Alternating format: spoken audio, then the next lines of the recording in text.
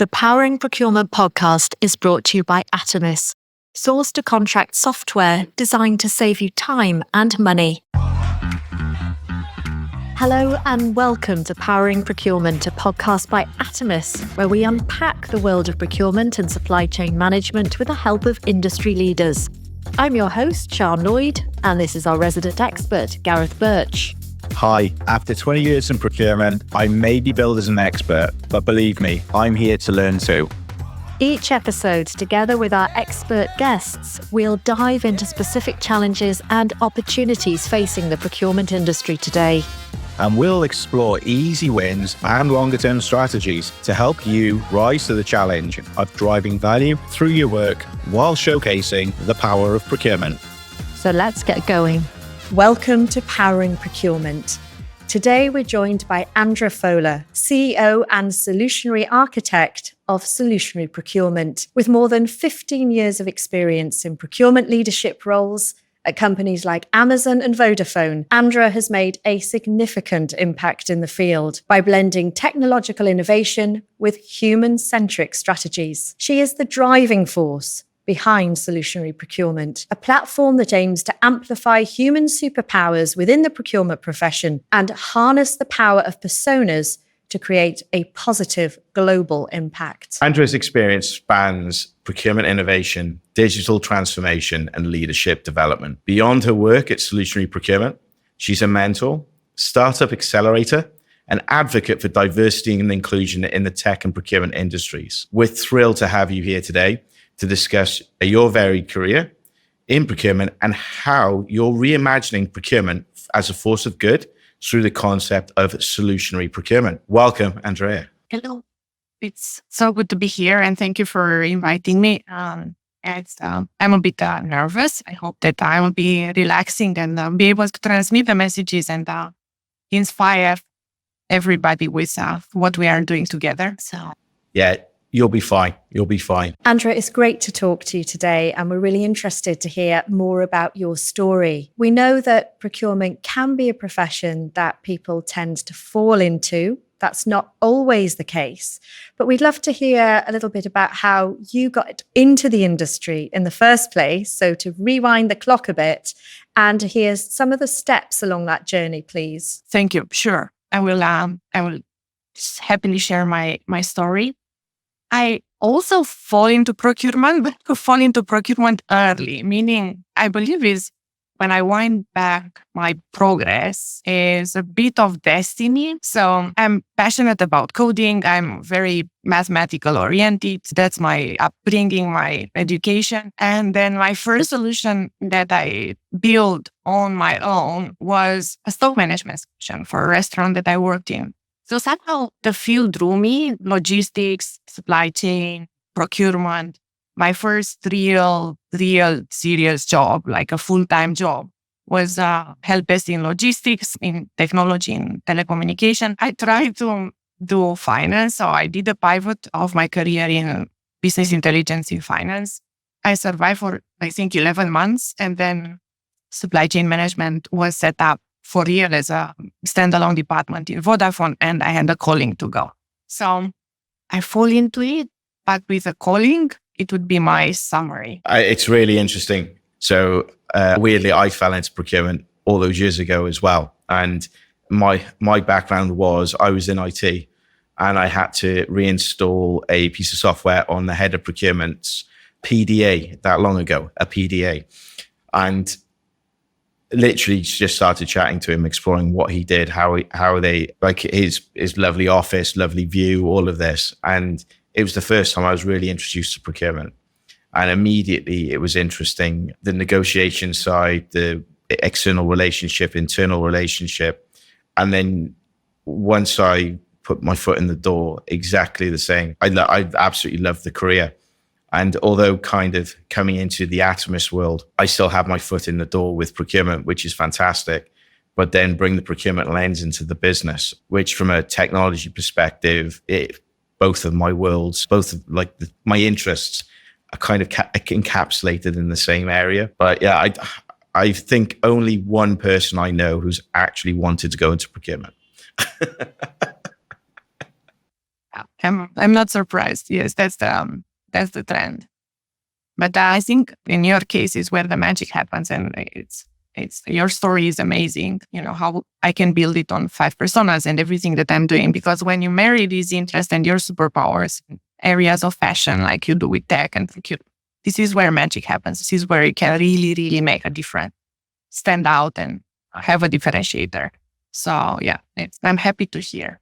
So one of our core missions at Atomus is to elevate procurement professions and emphasize the strategic role of procurement and what we can bring to the top table. One of our main reasons we started thinking about the podcast was to really put the spotlight on procurement and go beyond to focus on how rewarding of a career procurement can be. So I wanted to ask, how do you think procurement roles have evolved since the start of your career? Maturity curve. So it started with very tactical sort of job where you would do a basic purchasing, maybe some buying, a bit of contracting, creating a bit of order in the chaos, putting processes and systems in place and so on. And now in the last years, I see an acceleration of getting up in the value chain. We become more and more owners of strategic, I think, pillars like the entire ecosystem management, right? So everything that a company creates around partnerships, you see more and more M&A. Obviously, you see everything around sustainability that is owned heavily by procurement. So we are a growing baby now, starting becoming full-grown adult, that it's time to take ownership, I think, in the impact that we can truly, truly create. And it's fantastic to see that it remains a small community. So somebody wrote about DBW meeting as it's a small village. So everybody knows everybody. So when you think of the impact that we can create in procurement, because you can lead amazing organizations very quickly, and you can drive a voice and a direction, and we can really understand the impact that we can have as a community, as an industry, because we are small enough to be able to create this change and impactful enough to really roll it out in the world. So it's really exciting to see. It's really interesting to hear you talk about it as a community. And Gareth is obviously an expert and part of that community, and very much a layperson and learning an awful lot as I go along. So perhaps I'd like to ask you quite a basic question in a way, which is to explain really what solutionary procurement is. What inspired you to create it? What's the backstory and the aim, really, Andra? Thank you. Like in Gareth's case, is I think an overlap of personal interests and opportunities that you observe, right? So that's how I created Solutionary Procurement. I started building an idea on top of the impact that I see procurement can have, and in how easy, if is the right word, would be to do it, because we are a small community, because we are in every large company, because all the money of the world are influenced by the smallest community in the world. When you compare the function and the industry with any other sales, marketing, finance, we are the smallest, right? So you count procurement professionals and leaders easily. So I think we sit on this potential impact. So that's why it drew me into procurement and purpose-led, right? So the impact that we can create in the world is truly, truly fantastic. And then there is an untapped potential and an untapped area of value. And I think there is value in what we don't measure, and that's people.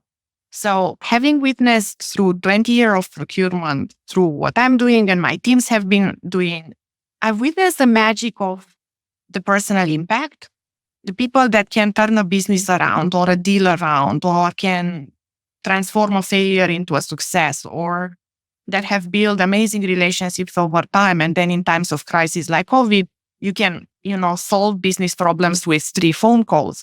This is not seen and not measured in any way. And I think it's not valued enough. So when I put all this together, the impact that procurement can have by our magic setup in organizations of having this influence for all the investments, public and private, and then having this untapped potential of the what I believe is the superpower. And I love that you're calling your podcast Power Procurement, because I use that a lot. I believe that's untapped people impact. Combining these two made sense. And then where I am now, solutionary procurement is still an experiment. So I am experimenting solutions, either technology solutions or programs, products, frameworks like 5 personas to create the systemic change and then be in a position to deliver value. So deliver return of investment and talk business language and make this sustainable change and make it easy for the leaders to sell internally and get funding for investing in people. I think that's been one of the hardest bits in my career, is demonstrating the ROI of the investment and the training. Leaders often look at procurement either as a method to just reduce cost and ignore the wider value concepts, or actually it's a tick box exercise. And yes, the tick box exercise generates value, but it's one where having a leader who understands it, and we can demonstrate we're more than just a cost reduction function. We are actually a true value function. You talk about COVID and absolutely jumping on these things in these situations, having a clear line of sight, what services are impacted, what we can do to mitigate the impact of the end customers. It does give procurement the opportunity to really elevate 2 stages. But I think it's hard. I've always struggled with how we upskill the team, how we demonstrate the value of the upskill, but then getting our voice heard correctly at the top table. And sometimes you have a leader who's an absolute advocate and loves everything procurement does, but potentially conveys this, maybe the not the quite right messaging. But it is one where it seems really interesting, because within this, you've talked about the 5 personas framework. Could you explain that a little bit more? So I've read it, but it's always great when you read it, you may not interpret it as it's meant. So it'd be great to hear it from yourself. The wider context of creating a framework is built exactly on what you are observing. It is hard to demonstrate value, and then it's hard to drive change. And in order to do that, you need a systemic approach. Otherwise, you are missing one element. Either you miss the value measurement, you miss receiving the signals of change, or you miss the language to explain, or you miss, I think, enough vision or inspiring mission to attract and so on, right? So in order for us create this change where it's hard, it's a huge industry that works on people and people development that has the same challenge for many, many, many years of demonstrating ROI of investment in people. You need a framework that simplifies this entire matrix of elements that you need to consider and make it easy for you to sell. So that's how I ended up creating 5 personas as a framework, because what it has in it has purpose. So we all talk, and I only talk about the value that we create. So what drives us to come to work and wake up, and it's our inner, if you want, drives to make a difference, because all the personas are linked with the impact that they create, either competitive advantage or ecosystems and so on. So each one of us has this element that we can uniquely both trigger and grow. So it has this element of purpose. Then it has the element of human superpowers. So our innate abilities, we are all born with a bit of a chip. We are great in some things and less great in others. But then we also, by our curiosity and the opportunities that life offers and the opportunities that we create or were given to us, we end up growing into a field or the other. It can be analytics, it can be tech like yours. So I think it's a combination of who we are when we are born, but then also the opportunities that we create and the life skills us that create the superpowers that are our different. That's how we deliver value. So that's another element that is added into the framework. And the third that I believe is really new and missing in everything that's related to jobs and the future of work is identity. So having worked through my own change, my personal journey of changing the way I perceive myself and my career pivots and becoming a mom and a woman and whatever, right? All the hats that we wear, I understand how powerful the sense of identity is. And when we attach ourselves to a professional identity, we have really, I think, more catch and the ability to have a higher performance because it's something that we associate with, right? And that's another area. So there are three big elements in this entire soup, if you want, of framework. And to be able to drive all three and sell them and implement them, it creates complexity. So then 5 personas add simplicity on top, right? So it distills all these into what are the patterns of impact, identity, and superpowers that will survive this moment of transformation and will continue to create value in the future and offers more opportunities for people to pivot in and outside of procurement. Because when you are realizing and you're stepping into your catalyst power, for example, that's to drive transformation, to bring change, to bring resources in. You do it in procurement, you can do it equally well in IT. You can do it equally well in a technology deployment. You can do it in procure tech and so on, right? So it opens up a world of infinite possibilities built on who you are at your best. That's what 5 personas is. It's a way to simplify all these value drivers and be able in a systemic way to implement it and drive the change with your teams. So it makes it actionable in real life. It's really interesting what you were saying there about honing the superpowers of people, because I wondered, was there a specific gap that you had identified when you were really inspired to come up with this solution? And you particularly spoke there about identity, which I noticed.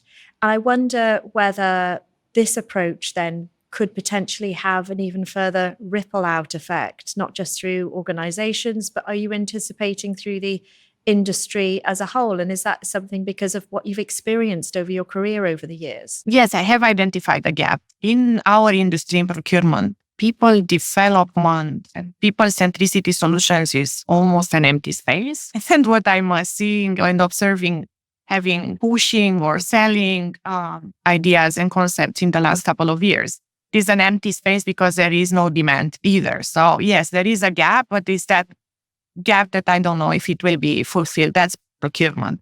And then there is a wider gap in the way we look at jobs and work that goes beyond our industry and touches this identity. So I think we are using leadership as an identity that we attach and build capabilities and build growth opportunities around and programs. So leadership is in itself a professional identity that you can attach yourself to.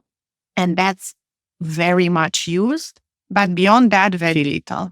And I have seen research, not in professional field, but outside, in music, for example, where this idea of identity that you take when you embark learning something new, like a new instrument, for example, can have 4 times improvement on your performance when you adopt or where you embark a long-term identity and you see yourself as a musician rather than thinking that you are, trying to learn something, right? So I truly believe it's powerful, and I believe that that's how we operate as humans. And the connection between these worlds, outside of leadership as a persona and as an identity, it's not used. And my observation, one, you see younger generations looking a lot at purpose and the meaning of why we do things. Also, all of us, right? So we see it in our own journey that when you attach yourself the impact that you are creating and you take ownership of it, you have a very different performance than when you don't, and where you're not able to see beyond your job and you don't see the impact. So I think each one of us individually values and would value having more opportunities to attach ourselves and our work to something that is meaningful to us. So that's the gap and the opportunity, and how I see bridging beyond procurement as an industry. Training point you raised was quite interesting and actually does resonate with one of the challenges I had as a procurement leader. How do I elevate my team? How do I encourage that growth in the team? And what's the right way to grow them? And one of the models I used was almost a flexible progression for a buyer role. So they would start an assistant buyer, move to senior buyer, and not create the sort of the glass ceiling within each role, allow that fluidity to move and progress. But one of the big issues was training. How do I train them and develop them correctly?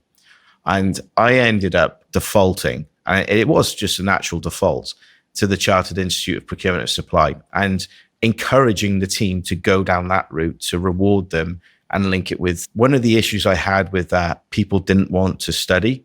They were at the stage in their career, they didn't have time to, especially something, although it's worked out amazing for me. It's a lot of commitment. It's a lot of effort. It's a lot of work. And I could never find that or strike that right balance as a procurement leader to how I can train and upskill my team without going to the kind of that full professional qualification. And it was almost what could be in the middle. It resonates. And I believe like universities and schools and all the programs that we have now are so wide. They are not really honing into what can you touch, what's the impact that you want to create, what's important to the business, and how are you best positioned to do that. So it's not looking at the individual and growing into their superpowers, right? It's trying to provide a wide curricula that requires time and a lot of investment that professionals that work don't have it at hand. So that's where I believe this middle ground that you are looking for can help. And that's what I'm trying to create as an opportunity and as a market, is really understanding what people are amazing at, understanding what's the impact that you want to create. So what's your strategy? What's the business strategy? What's the procurement strategy? Are you trying to create competitive advantage in some areas? Is it more a commercial leadership? So it's no innovation, is more battle of prices and availability, right? So understanding, really going from what you are trying to create and the impact that you are trying to create, how the people that you have and what you are looking for are well positioned or not to create that, and where do they need to work, and to go very target. That I believe would be a more pragmatic approach, because you are investing really where it truly matters, in what it truly matters, rather than putting people into things that are extremely wide that they will use maybe 10% out of, and not to mention that a lot of the curricula that you would need is missing. And I'm talking about creativity, I'm talking about critical thinking, I'm talking about emotional intelligence, I'm talking about psychological safety, all these human capabilities, then in a procurement curricula now you would not find. That I think is what procurement truly shines into.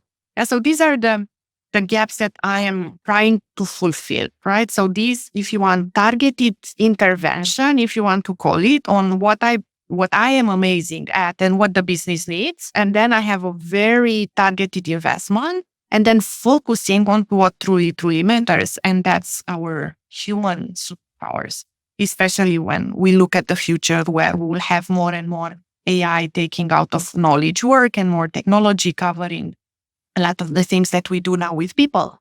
Our humanity will make a difference. Standing amazingly in our human shoes and doing what we do at a higher level, that will make a huge difference for businesses and for our lives. So yes, it resonates, your experience. I had the same, and that's why I'm building what I'm building, yeah. It's quite interesting, the reference to AI. So AI is something, as a business, we're looking at how AI can help procurement. What can AI bring to make procurement more effective and more efficient? And there's definitely the concept with, is AI going to replace me? And my view of the world is very much, no, it's there to help you. But then I suppose what are the challenges you're facing within the persona model, if any, that AI or the threats AI could bring? I'm a true believer in, and also I believe that, change is inevitable. And if you don't harness the benefits of it, it's not going to make a difference. I have a business that does also and brings AI in technology, where I think in a future beyond next 10 years, nobody can truly see how we are going to change at a macro level. There are many macro elements at play, from social unrest to globalization or localization and so on, that will dramatically shift how the world looks. But until then, there are some safe bets. And my safe bet for businesses is human capital. And why? Because I believe technology is becoming cheaper and it will level the playing field, right? Companies will have access to buy your technology or mine in equal levels with not an exorbitant price, because it is becoming cheaper and cheaper. That's what the law of technology has been in the last 30, 40 years. And when technology becomes accessible, then where you can differentiate yourself is through human capital. So investing in people, independently on how the world will evolve, being able to, foresee it or not, is a safe and the safest bet that we have at hand. And we can see the change coming, and we see this knowledge work shift that industrialization brought 150 years ago for another part of our work life, that we transform what we do. And changing people takes time. It takes time. Even when you want to change, it takes time. I think my change journey, I'm doing it for 3 to 4 years, reinventing myself and repositioning as an entrepreneur and upskilling and rethinking what I'm doing. And I'm immensely motivated to do it. And it's still very hard because it's a lot of fear and a lot of pushback internally from my sense of identity, from who I am, from where I bring value.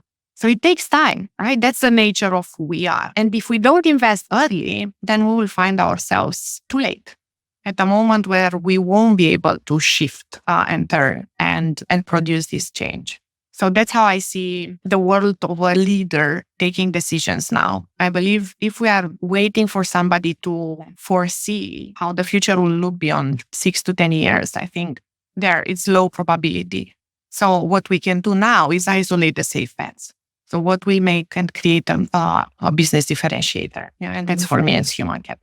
Andra, we've had some great thoughts from you throughout this podcast, and really I've certainly learned a lot. You've given us the big thoughts, but also I think we have really delved quite deeply into what all this is about. We're going to head to our final comments now, and we do like to ask our guest one particular question in particular. But before we go to that, I know that Gareth's got a burning question, haven't you, Gareth? So we can't have you on the podcast without asking your time at Amazon. As an Amazon customer and as a procurement professional, it's very much of interest to me. And I believe you were instrumental in setting up their supplier management program. What was your strategy going into that? And what was the strategic outcomes you were looking to obtain? Because from my view, that is a significant undertaking with a lot of complex moving parts. Yes, it's true. And first, I want to acknowledge the fact that Amazon is a fascinating organization from a culture, language, processes, dynamics, frameworks, language. So it gave me hope that people can change, truly. It's fascinating to see how people land in Amazon and then in 2 months they speak Amazonian. So that's the merit of Amazon. The surprising finding was that it is extremely decentralized from a procurement perspective. So it's like they keep this innovative spirit, and that's how they manage to remain on top in their industry for so long, or disrupting other industries. Each business unit has its own procurement function, right? So that was my surprise when I came from another mammoth like Vodafone that is extremely globalized, going into Amazon, larger mammoths, but then with more independent outlooks. So that was I didn't expect. So from thinking from where I wanted to create the impact and what I managed to see and find in Amazon, that was the biggest gap. What I embarked when I started talking about supplier relationship and risk and this entire landscape, what I prepared in the time that I spent at Amazon, I prepared on comprehensive direction, distilling the pillars that you want to have and you don't want to miss, and then what will create differentiator. And I believe that in Amazon's case is black swans. Like in any large business with global footprint, when you talk about relationship and risk management, you want to have a process around how do you handle black swans. And it was the right moment to go into with this agenda into the business because I joined them during COVID. So, and that helped. It helped to land the message. It helped to land the need to have it. So I think if there is something that I brought and that I'm really proud of is starting to think about, replicating everything that is being done and covering the basics, but rather going beyond that. And as a mammoth business, look at how do you build processes and people and capabilities and technology around managing and responding to unforeseeable events. And Andra, really, it's been a theme throughout our conversation that you do seem to always be looking at lasting impact, and particularly now with this venture and with solutionary procurement. But I just wanted to quickly bring in also the work that you've done around mentoring, around inclusion and diversity, and how that really is also part of this very rich tapestry. It is, and it's very dear to me. And everything that I do, 5 personas, for example, is an illustration of my beliefs that we are all uniquely equipped with qualities that connect us, that create opportunities for us to matter. And I focus more on that rather than what differentiates us. So I'm trying to change the narrative between I'm a woman, I'm a man, I have a disability, I think differently, I believe differently, whatever, I have a different religion, color of skin, towards more what that is bringing as a unique value. It can be perspective, it can be personal experience, it can be belief about value, it can be, so our differentiators create opportunities for unique perspectives, and I focus on creating space for that to bring value. So that's how I try to support my agenda, my strong beliefs in our humanity and each of our place to make a difference. And I'm trying to create systemic processes or framework or solutions to enable that, to change the narratives, to not focus on our differences, but rather focus on our values. As a woman in leadership and also as a woman in tech, I've always been one of the very few and the youngest in my field and one of the very few women. And a lot of the narrative that I experienced was trying to fit in somebody else's shoes. I'd be more assertive, be more like something else, rather than seeing what I am uniquely equipped because I'm a woman and because I'm Romanian and because I am young and whatever, my differentiator was. So I believe that's more powerful. That's where you can really tap into what people have to offer at their best. So that's my agenda. I'm very open about it. And that's what I'm trying to create. Space for us and for our differences to be seen as superpowers and generate value rather than make us feel we don't belong.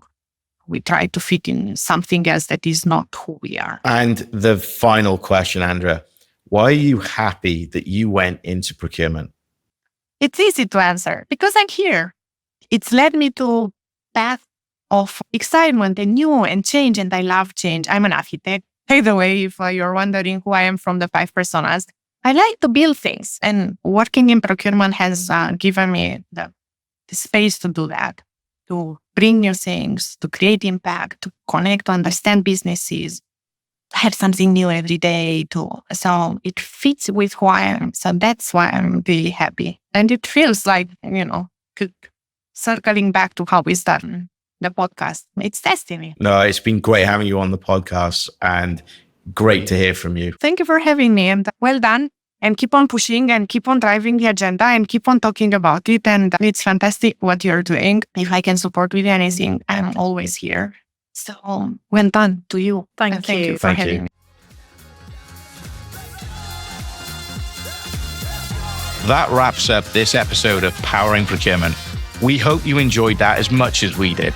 Visit our website at atomis.co.uk or follow us on LinkedIn to continue the conversation.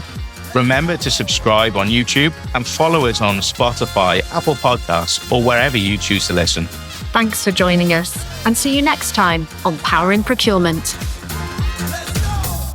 The Powering Procurement podcast is brought to you by Atomis, source to contract software designed to save you time and money. Choose the apps you need, from pipeline and tender management to supplier and contract management. Get the tools to power up your procurement. Visit atomis.co.uk to learn more.